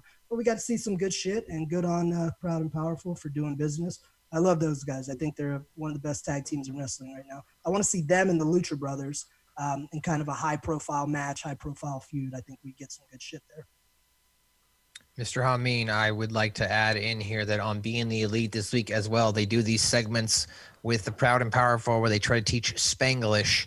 And unfortunately, they were made to look kind of a joke in this last week as well, as the Dark Order took over their segment because the word was ordere, and then the Dark Order came in. And anyway, so I just thought this whole kind of week didn't look good for Pride and Powerful, unfortunately. And I think that since they've joined AEW, they haven't really had any impact other than being Jericho's lackey. But go ahead. Yeah, there's a lot in here match-wise. I'm not too worried about it because it's not my style and of how I work. I mean, I enjoyed the high spots, and the fucking athleticism is unbelievable from these kids. And I was happy to see the one dude back in the ring because I thought he was going to be sidelined after he got that injury. So that was something, definitely positive there. But I got to disagree, maybe just because I'm a heel. I want heels up, and I've been watching these guys all through Impact, and I look back at the stuff that was produced probably by Jimmy Paradise for LAX that reminds me of all of the training day stuff. And that's how I look at these guys, that shit. Like, and to have them be goofed on for Spanglish and shit like that when I've already seen them at a much higher level. And these are kids, that are doing kind of the Street Profit thing, the same type of stuff. I think heels could have gone over here. Plus, this is the inner circle. LAX loses, Hager loses, and Jericho's selling for Cassidy, and MJF should have gone over. If we're making these mistakes of pay-per-view, baby's up. Well, no, we need to do business. We need to do business to elevate guys over a long period of time to pay off big heat. And nobody's leaving with any real heat from what they're doing here. And I think LAX could have gone over on these kids because LAX is a much more established team with a longer history throughout many feds. And they could have won in a heel way, and it wouldn't have hurt the young kids at all. And then Matt Hardy can take them back to the drawing board. My biggest problem is, again, I'm sitting over here going, can anybody get Matt Hardy right? Like we're paying for Matt Hardy, and we did a couple little tricks to do it in the Vanguard shit. Your whole show was right there. Everything was right there, and now he's nothing more than 1999 version 2 Matt Hardy as the coach of these guys. And maybe he'll switch in and out and help and do something. But dude, he should be having his own 10-minute segment every show that is incredibly creative, not just to come help out these kids and give them a shine. A complete wrong spot for them, dude. Just so they can go, Hardy Party. Hardy Party. No. Nope. So until Matt Hardy pretty much starts his own fed and Omega goes national, nobody's going to do the Broken Hardy gimmick properly, apparently. That upsets me more than anything else. I had to explain that to Jenna, who doesn't follow the product as closely as I do. She's like, why is Hardy with them? And is he doing the broken thing? So I had to kind of explain, well, he is kind of. He comes in and out of it. So I agree with you there. I'm not exactly sure why they're not taking that. But as far as the Proud and Powerful going under, let me ask you this. Do you think this is a result of the Sammy situation, or perhaps even some kind of punishment where they feel like they need to maybe take the wind out of their sails a little bit because they may get some kickback if they continue to push the team. Does this have anything to do with Sammy? Boy, I hope not. But at the same time, I wouldn't put it past that level of social justice, ignorance, and reactionary stupidity in a boardroom where they do that. And if they have, that just further leads to them placating a peanut gallery that dictates the conversation when they should have no voice whatsoever in a cancel culture, especially over words and not actions, which is what Sammy has done. And no way should he be even suspended, having to go through some sensitivity training. How about everybody else goes through toughness training? How about stop being such a pussy ass bitch all the time and crying about every fucking thing that you don't like and doesn't agree with what your little helicopter mommy and daddy told you was the status quo coming out of the 90s. How about that? Toughen the fuck up and not for whatever he did, dude. And no actions.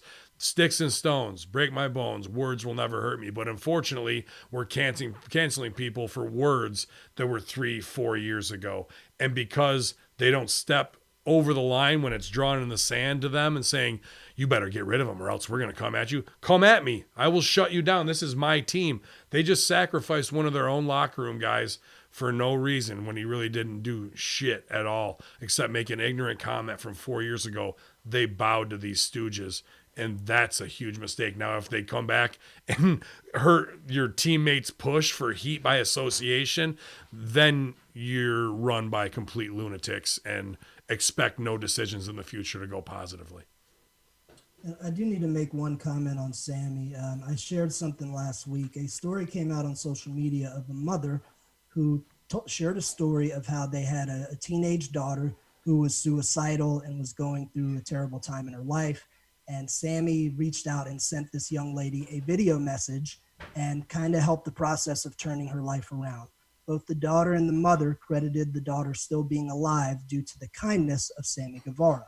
Several other people also shared stories of Sammy doing similar things where either he would just send a fan a quick DM to say everything's going to be okay, little acts of kindness like that. So I think that kind of shows the heart of Sammy and that humans are not linear. They're not black and white. Everyone has shades of gray. Sammy, as a 19-year-old guy at the time, was a fucking moron. The same way I was at 19. I'm glad nobody had a tape recorder on me. What he said was stupid, and I can't condone it, but I know he didn't mean it in the literal sense. He said something dumb that he thought would pop the boys. And knowing his heart, I know Sammy wouldn't intend to do that. So he has to pay to an extent. If I was a businessman today, yes, I'd have to address it because I understand the way society is. And I'd have him do something. I don't know what. Maybe I would have him go to a sensitivity training.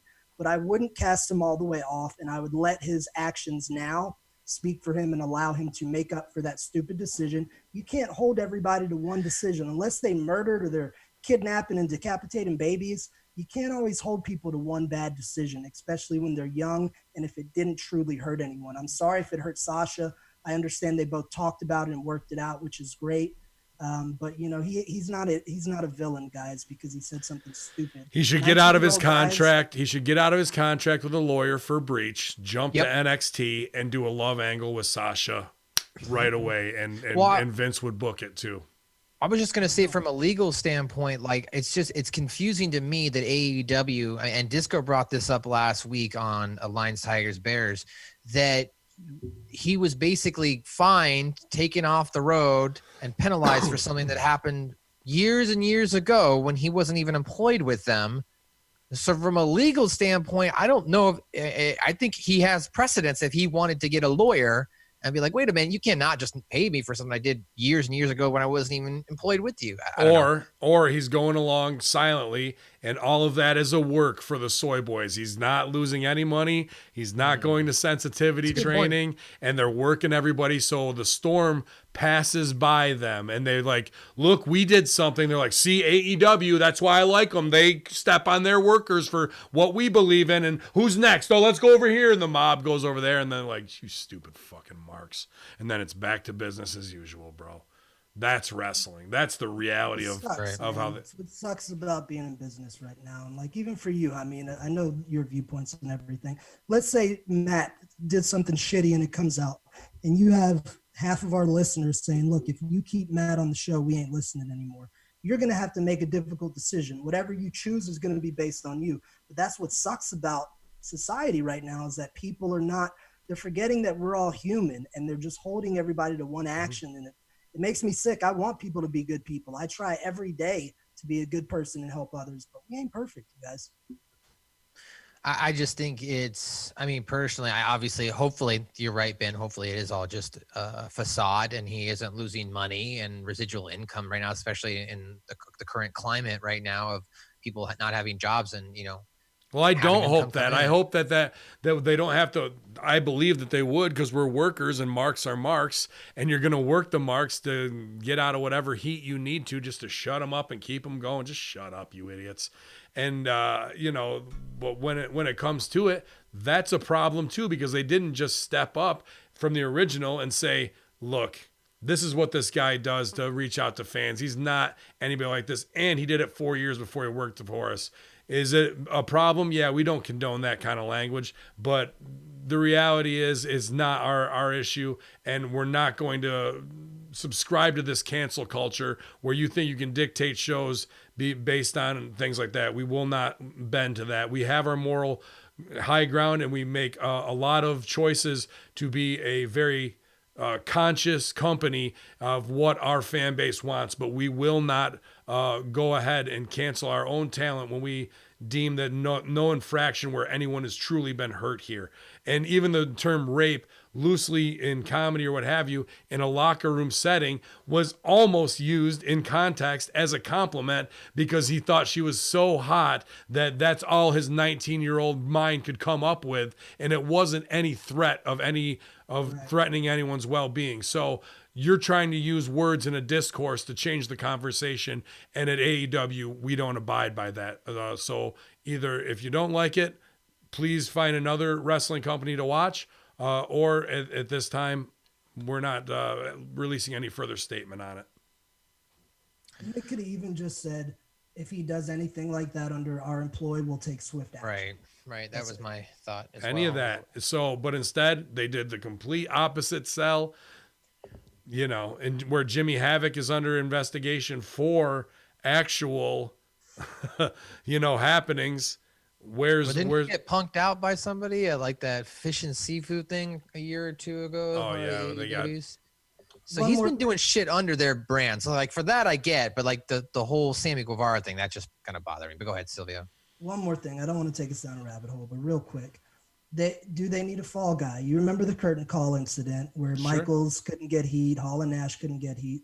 Somebody's going to have to get the heat. Was Sammy just the person That's what I'm saying. It's easy to do that, but now he has to go to sensitivity training and come back as what? A heel. A sensitive heel. He's got to be a baby face from here on out, because anything he does that's heel-like could be deemed like, well, he's insensitive. That didn't work. Or he works it into the gimmick. Why not? Or what did on Keeping It 100, he goes into sensitivity training, and the teachers are Conan said New Jack and Jim Cornette. They're the teachers for sensitivity. Just fuck everybody. Now we're talking. Now we're talking some writing, So after that, guys, to move back on the AEW's current show, Fyter Fest Night 1, Dasha interviews Adam Page and Kenny Omega backstage. Page says he loves the best friends and they deserve a shot, but how much they deserve drives up once they get in the ring with him. Omega says that they have defeated every tag team that AEW has thrown at them, and this week will be no different. Then we went into a Fight for the Fallen package, as they are advertising in 2 weeks on July the 15th. Fight for the Fallen is going to happen. Now we're going to have Mox and Cage happening there instead of on night 1 or 2. Taz says that everyone, he comes out, him and Cage come out, and Taz says that everyone probably assumes that they are pissed about this, but he says they're not. He says they don't care if Moxley politicked and kissed his ass to go home and get some extra time. He has a nice conversation with Tony Khan, and in that conversation, he learned that Moxley is concerned with his health and the well-being of everyone at AEW. He finds that weird because Moxley has been tested twice and was both times negative. And then this is where he kind of takes a shot at WWE. Says if he would bring his ass next week, he would get tested again because AEW doesn't run a sloppy shop. But says that's the only case. Supposedly WWE's hot about that shot. Somebody posted in the chat. I saw that, yeah, too. But he says the only case Moxley has is a case of the chicken shits. So Moxley is afraid of Cage, and he should be. I should also put over that right before this promo, they did do like a video package where Taz broke down why Mox could not get the paradigm shift around Brian Cage's shoulders as well. What do you think of this package, Mr. Silvio, and the explanation itself? I like Taz's work. That was interesting. The his traps being too big. Jenna had a nice little chuckle about that one. She's like, I should start saying that, right? So bitches can't get moves on me. It was cool. It's interesting to note that AEW didn't mention anything about COVID in reference to Moxley, even though they did to other performers. But yeah, it was all right. I like Taz. Yeah, I like Taz's breakdown too. And the other thing with the moves, talking about how Moxley does the underhooks and all that. I think that's really great production stuff. I think that adds a lot to the show. And Taz's credibility, absolutely, and makes pro wrestling look credible. To break down a move in the Y, in the Sports Center way, I think that's really good stuff.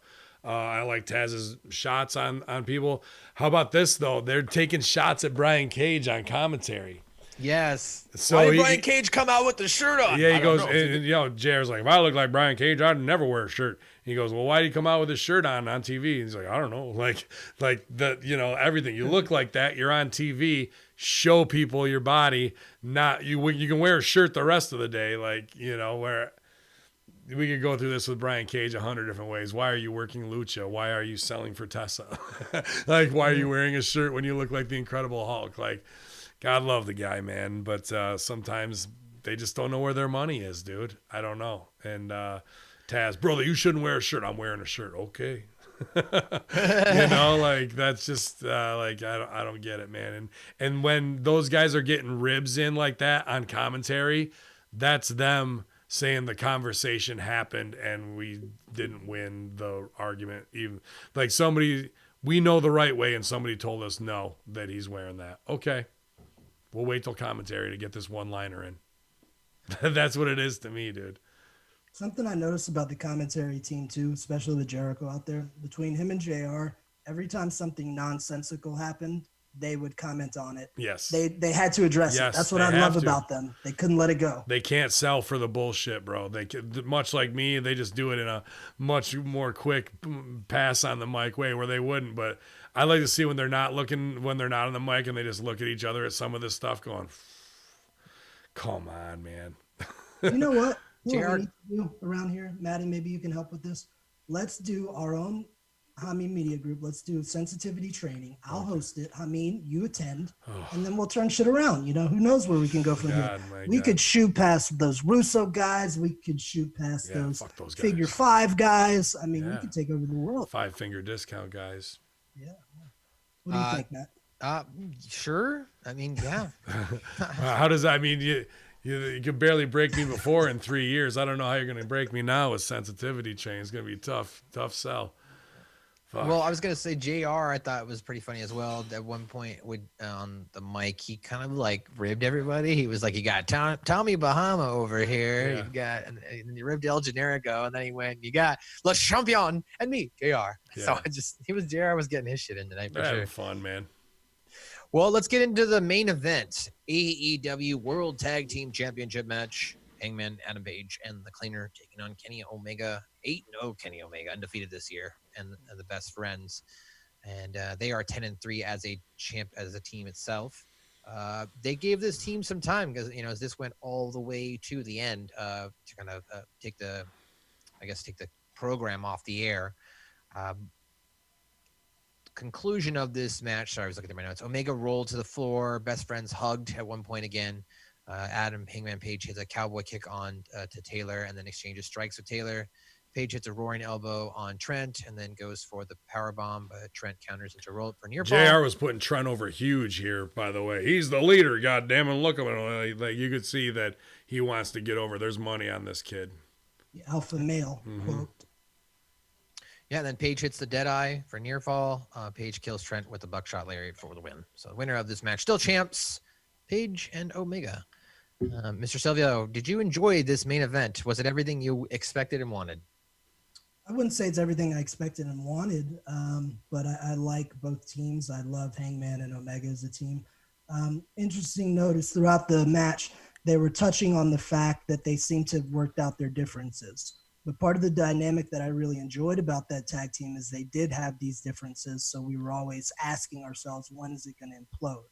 So where I'm thinking they're going to go with it is lure us into a false sense of security, and then the boom happens. If that happens, cool, I'm with it. But I would like to see that grittiness between those two be more evident. The Best Friends are a good team that does a lot of good stuff. You guys know how I feel about Trent. And I like Omega and Paige. Just with this match, maybe because it was babyface, and we haven't really gotten a firm identity from Best Friends other than the fact that they're buddies. I don't feel like there was any real heat to the match, and it didn't really feel like there was much at stake. Well, it can't be real heat, right? When your mom drops you off in a minivan, you get a kiss from her. I love that though, dude. I think there's the game. Like, I know what you're trying to say with no heat, but that is heat. Because they're the best friends. It's cheesy. They got whatever. And now mom is established and they just tried to put over the minivan. Every week now, mom needs to drop them off.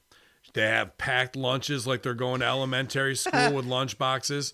And they're like, Mom, you going to stay and watch my match? No, she's got to go to fucking Hobby Lobby or Dress Barn or whatever. There's a sale. She'll be back in 2.5 hours. You meet her right here.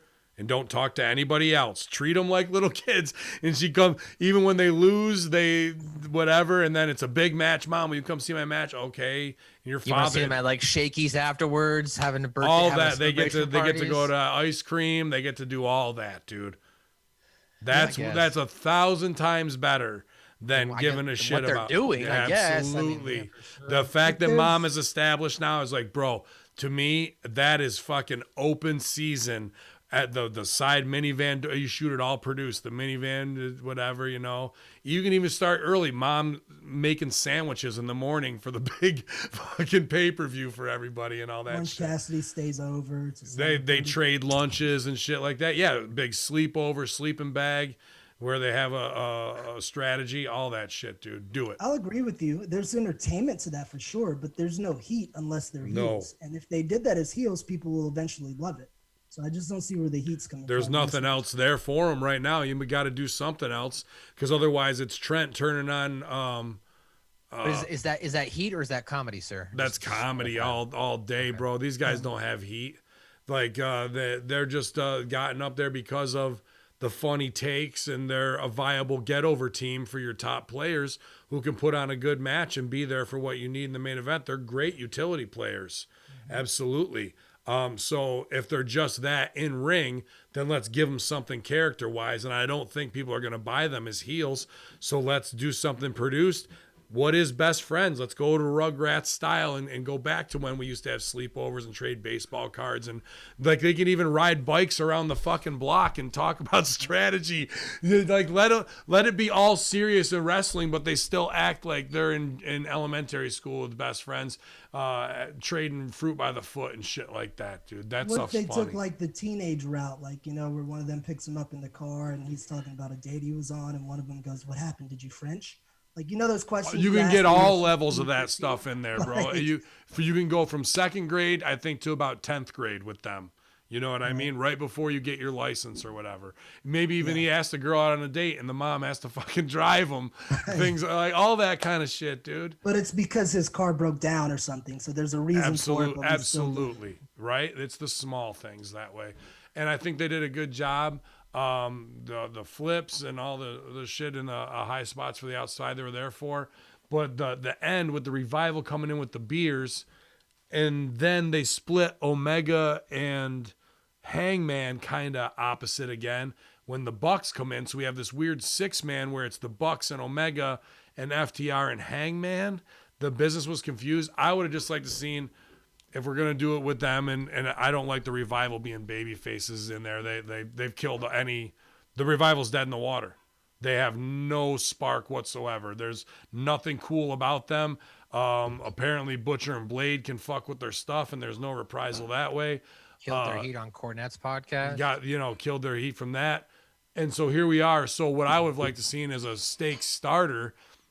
They do the thing with the beers, and you think it's going to be phony, and then the Bucks come in behind them, and then the Revival turns and drills the Bucks with beer bottles in the head, and they go down, and maybe there's color. And then Omega and them have to turn around, and then they're fucking fighting with Omega and them while the Bucks are down on the cell. Where it looked like, all right, this is going to be the tag division. We'll do all Ring of Honor, baby. Instead, it was schmozzy, pushing, who's with who, and we'll find out next week who's with who. No, let's draw the line going, holy fuck, you see the Revival hit the Bucks with beer bottles? What's going to get people talking so much more? It was not a good finish to this business right here to advance the storyline and make me go, the Revivals are fucking what I want to see, bro. So just to kind of clarify, you mentioned the latter part of that match. After the match, FTR came down where they were actually out there, I guess, kind of near commentary. They were hanging out and watching from afar.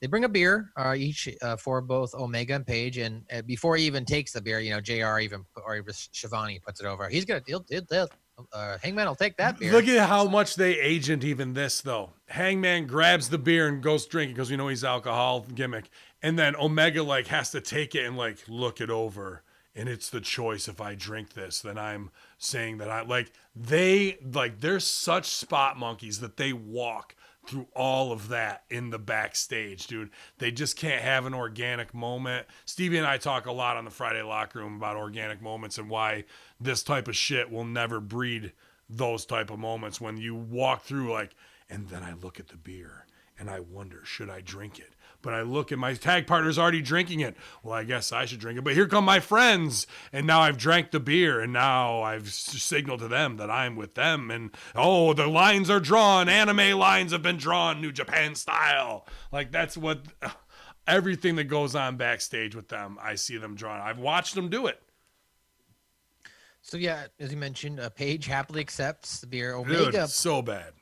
So Omega pours the beer out because he doesn't drink. And this then, of course, pisses off FTR. And then the Bucks have to come out because they're tagging with FTR next week. So they're trying to keep everything at bay.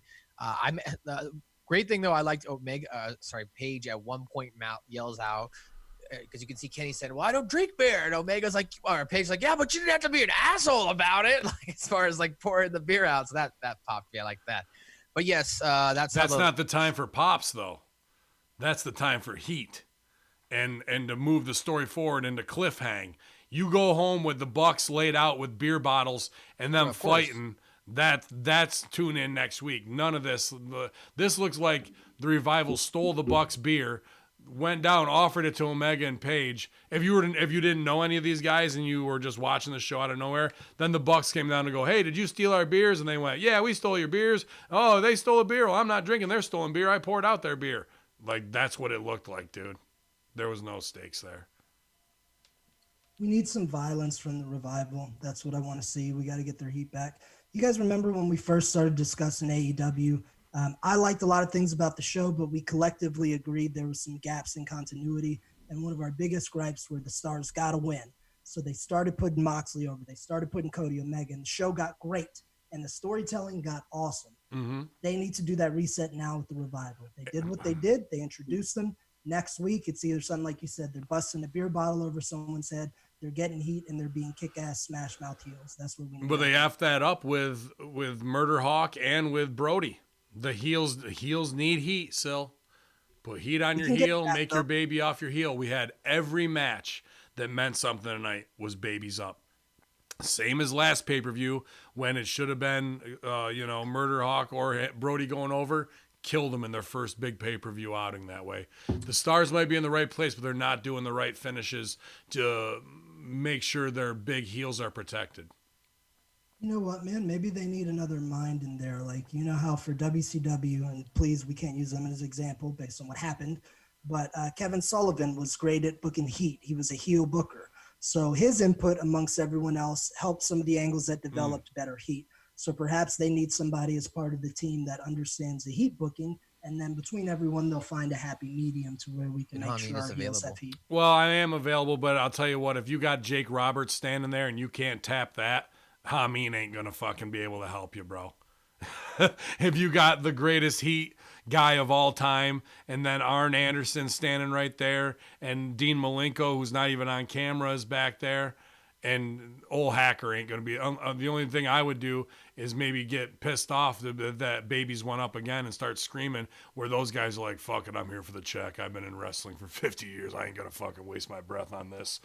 But if you can't, if they can't stand up for their own business and do that, and I think Taz is a good heel heat booker too. There's, there's 4 names right there who are far more legendary than old Hack. And fucking, if you're not going to tap into them on finishes and you're doing all baby stuff, I don't know what to tell you. You're a guy who doesn't know wrestling, who's in control of a wrestling company, and you've got some of the greatest talent in the history of the game there, and you're obviously not tapping into them for the knowledge. Now, Mr. Silvio, we did start off the show, but I want to get your thoughts on this before we conclude AEW conversation. Last week, AEW was down in the viewership numbers as NXT beat them. Now, you watched both shows last night. Based on what you saw last night, do you see that trend continuing this week? Do you think NXT will overtake them in the total viewership? It's possible. I think NXT is stepping up. They've made some enhancements to their show that I think is going to make it a little bit more must-see.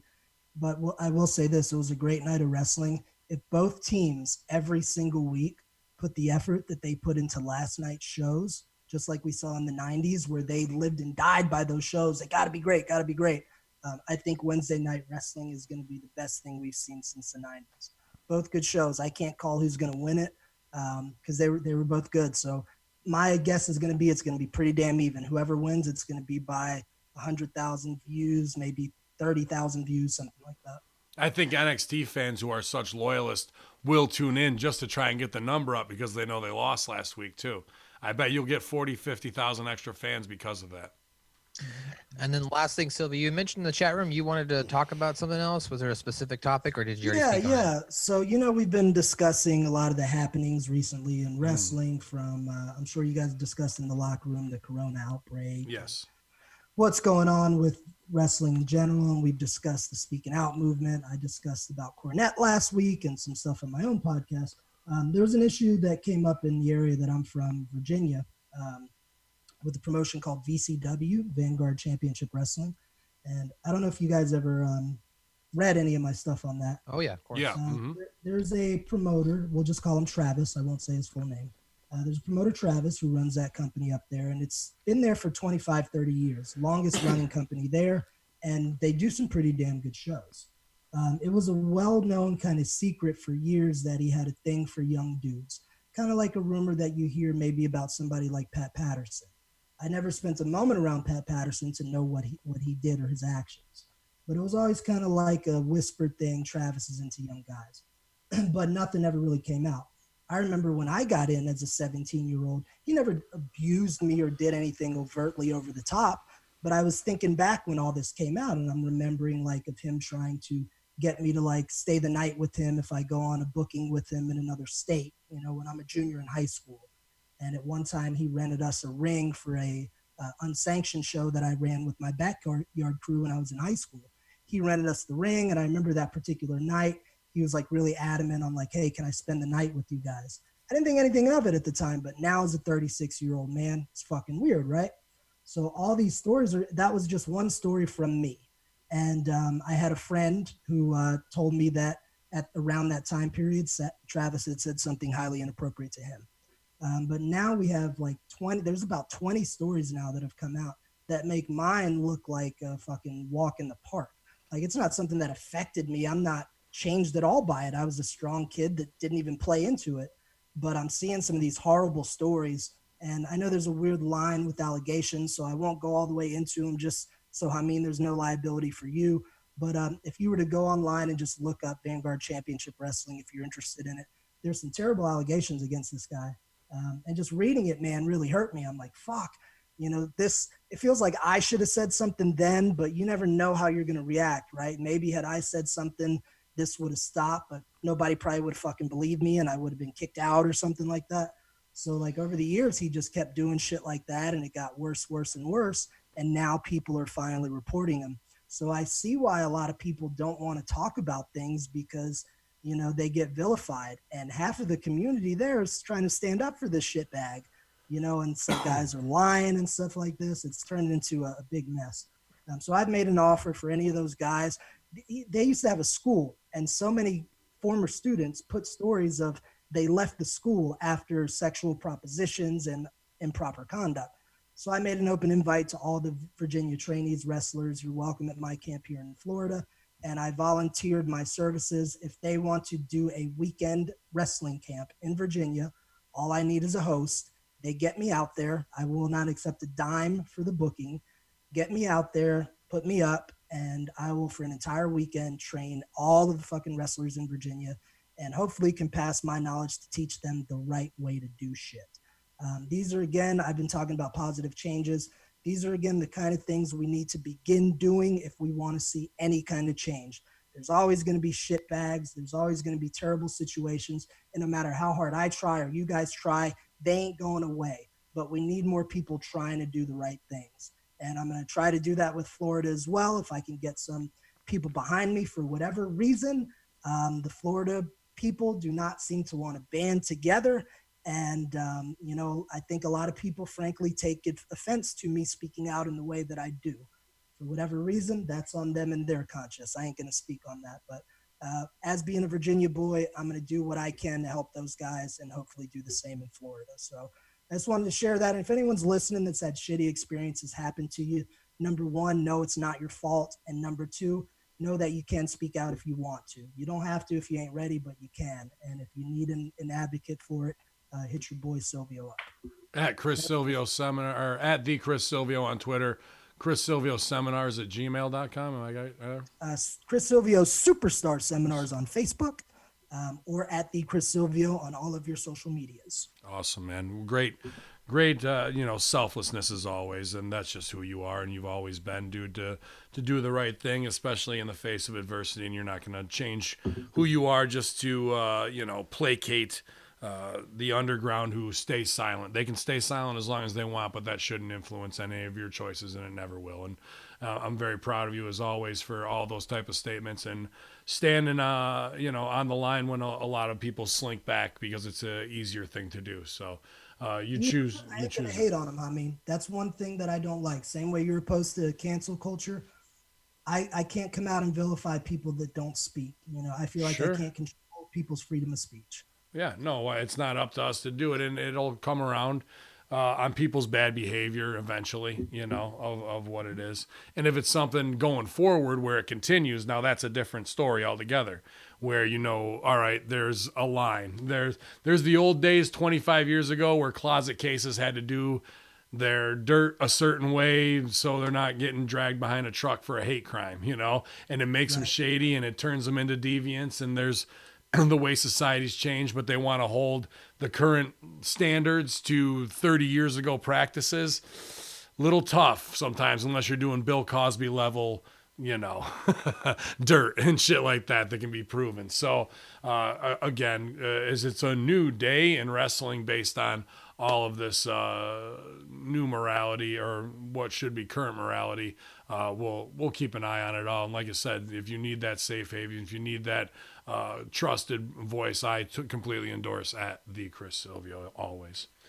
MSG, I endorse you with the NFO podcast, with the ProWrestlingTees.com merch, everything going on. We got plenty more shows to produce. Suck My Balls podcast coming back. See Beavis and Butthead coming back as well. We'll see how they last in cancel culture, because a lot of respect for Mike Judge, but I don't know, man. We'll see if Comedy Central bends their will. I heard some of the CEOs were out over there who really pushed the Me Too movement and the whole thing, and maybe the pendulum swinging back to like, let's spit in the eye of everybody via some 1990s lens. I would surely love that, but I expect nothing but 4 alarm fires for them right out of the gate.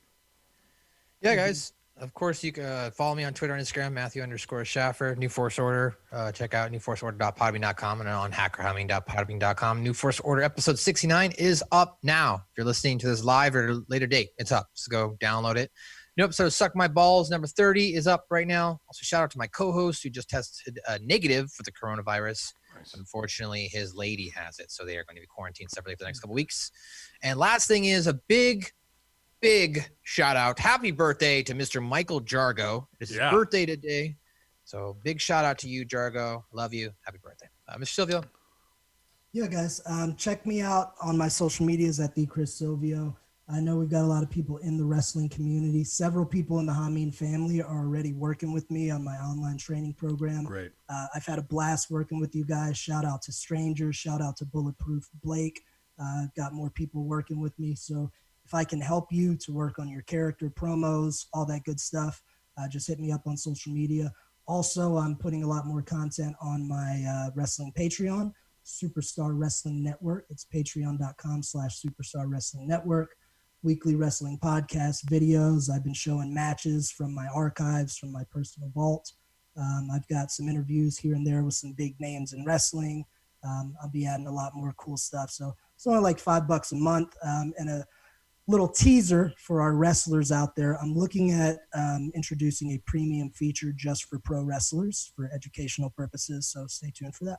Awesome. Also, I was going to say shout out to Plaja since you mentioned Cage Theory. One of his clips have been getting good traction on Facebook.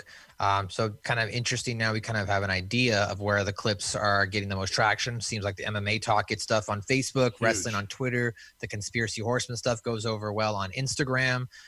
So just kind of cool to see how all the different genres of content that we produce, where it hits on our social media platforms. So again, shout out to Plaja and Kaz. Thanks to our fans, too, on Light the Fuse, man. I'm sorry, guys. I'm really bad with names. As you guys know, my brain's pretty fucking scrambled. But we have some really cool fans of the show that are always sending in questions or positive comments to really encourage me, Hamin, and Maddie. I love you guys. You're fucking awesome. Keep it up and tell your friends. Let's get the world listening to this show because I think it's one of the best podcasts out there. Hamin's the yin to my yang, and Maddie's the perfect mesh to get us all together. It's a damn good group and a good show. So thank you guys all for your support. I really appreciate it. No, it's always my moment as Zen to be able to work with you, buddy, and bring me down usually after some hot takes on the locker room. So it keeps me motivated to get all these shows chopped up. Conspiracy Horseman, Light the Fuse will be first, and the Friday Locker Room, all for free delivery here at hackerhamin.podbean.com as we blaze towards 2 million downloads within the next 2 weeks, you guys, all because of you guys sharing it. Numbers been going up steadily, and thank you for being such great followers at twitch.tv/Conspiracy Horseman. Fudge 420 in here saying talk forever. He loves his shows. He loves this type of insight, the locker room talk that we go back and forth and give the true insights you're not getting from some reporter who is locked out but thinks they have the ins. Because there's only one way to get in, infidels, and that's to attach the detonators, make sure everything's checked, make sure the nitroglycerin's ready to go, infidels, because we're about to blow it all up. Take cover and light the fuse. Yallah.